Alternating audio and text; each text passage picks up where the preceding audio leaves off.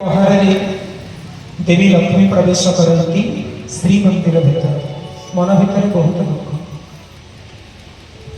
जगन्नाथ महाप्रभु पतितपावन श्री जगन्नाथ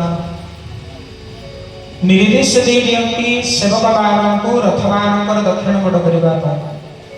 एवं जितेबले रथ मान दक्षिण मोड़ नीति अनुष्ठित हुए से समय महाप्रभुंर पाखर आज्ञामाल आसे विग्रह पाखर आज्ञामाल आसे आज्ञामाल आसला रथरे आज्ञामाल दि जाए रथ मान दक्षिण मोड़ कर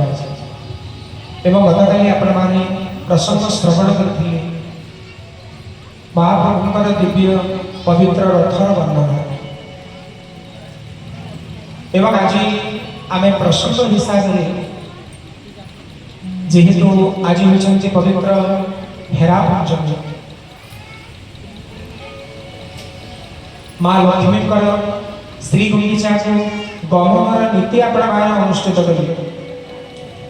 आज होती ये पवित्र तिथि जहाँकि आपण मैंने माँ लक्ष्मी दिव्य पवित्र रीति नीति श्रवण कले। गतकाली प्रसंग को आम जो जगह रखी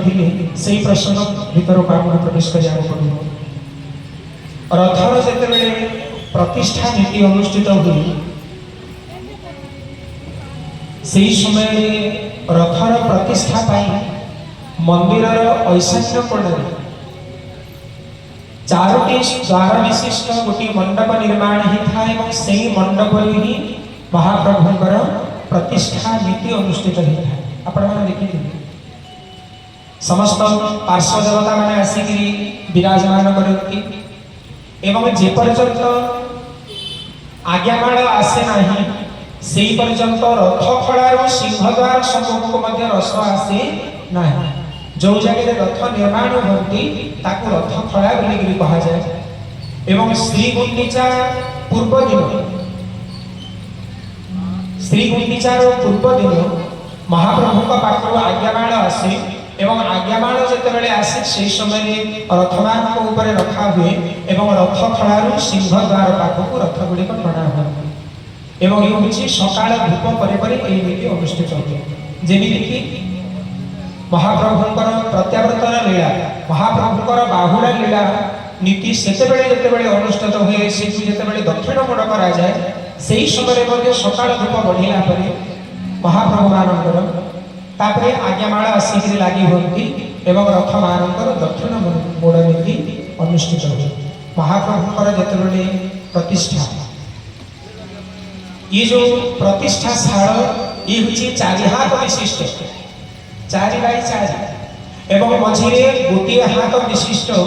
गोटे सुंदर वेदी निर्माण होता है एवं जो जगह 36 कोठी विशिष्ट मंडल से जगह कटा जाए एवं मंडल कलश स्थापन करा जाए। आपण समस्ते देखिए जो दिन महाप्रभुंर गुंडीचा यात्रा आरंभ हुए महाप्रभु माने जितेबले रथ उपर विजय हमार पूर्ववर्ती प्रक्रिया है से समय समस्त रथ मान को शोधन करा जाए रथ मान को संस्कार करा जाए रथ मान को शुद्धपूत करा जाए एवं उपरे कौन हम नेत लगी हुए प्रतिष्ठा होती से नेत मान एवं से नेत मान उपरे लगी सारा तापरे जागिर महाप्रभुंर पहंडी नीति अनुष्ठित होता है। बोल श्री सच्चिदानंद भगवान